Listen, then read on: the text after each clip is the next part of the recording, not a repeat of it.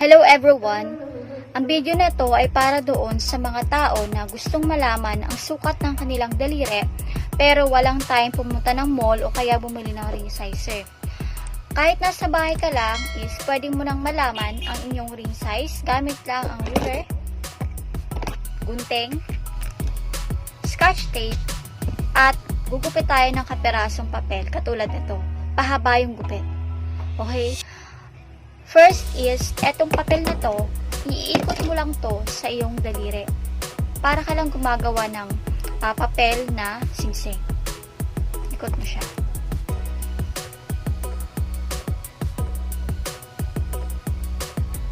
Parang ganito.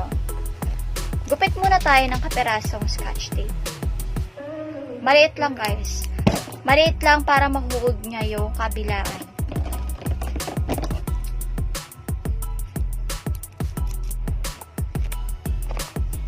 Make sure na itong papel na ilalagay natin sa daliri natin hindi masyadong masikip at hindi rin maluwag. Yung sakto lang.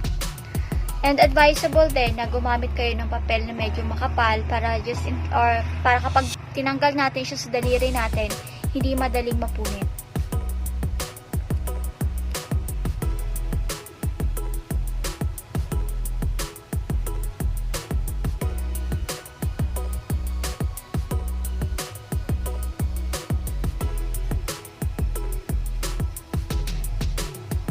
So, eto na guys.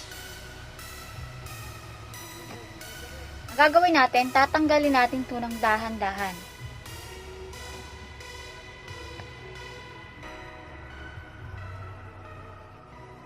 So, eto na, natanggal na natin. Ang gagawin naman natin, susunod is gupitin siya. Gupitin to, make sure na hindi mo magugupit yung merong scotch tape. So, dito tayo gugupit. Pantay dapat.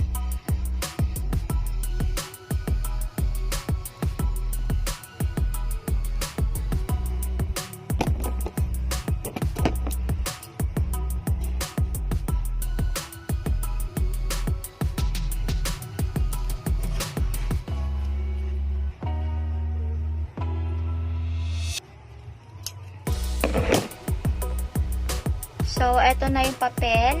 Ito na yung aking measurement. Paano natin malalaman kung anong size to? Siyempre, gagamit tayo ng ruler. Ito ruler, meron siyang inches, meron din siyang millimeter.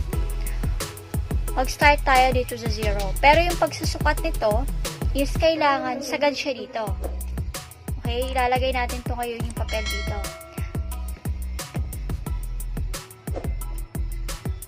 We have 10, 20, 30, 40, 50 mm, 60 mm, and so on. So, ilalagay natin etong papel sa sagad natin siya.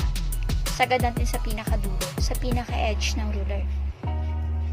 Actually guys, pwede naman pala na etong papel lang, iniikot mo siya, then hindi ka na kailangan gumamit ng scotch tape. Kukuha ka lang ng ballpen para lalagyan mo siya ng mark. Pero para sa akin kasi, mas accurate yung ganitong measurement. At least, talagang naihuhulma mo siya doon sa daliri mo. Okay.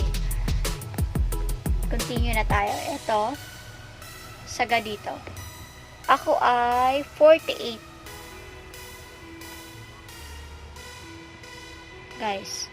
Ako ay 48 mm. So, check natin sa ating chart kung ano nga ba ang size ng 48 mm?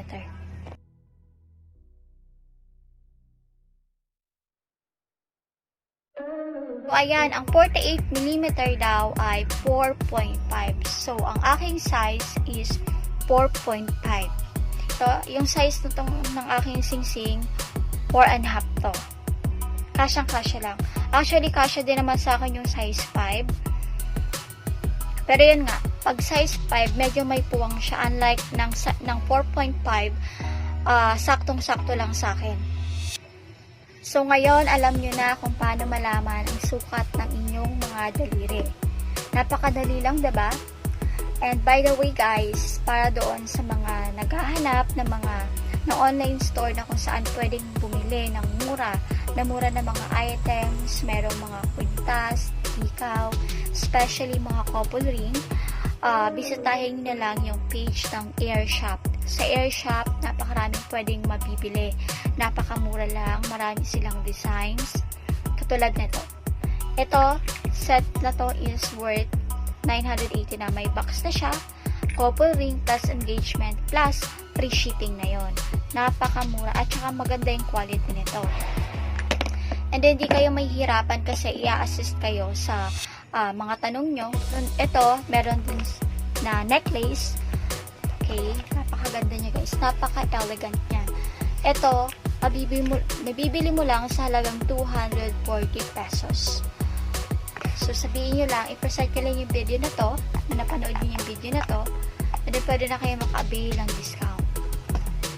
And, also, pag mayroon pa kayong tanong regarding sa pagsusukat ng singsing, comment lang kayo. Comment lang kayo at sasagutin natin yan. Okay guys, bye guys, and stay safe.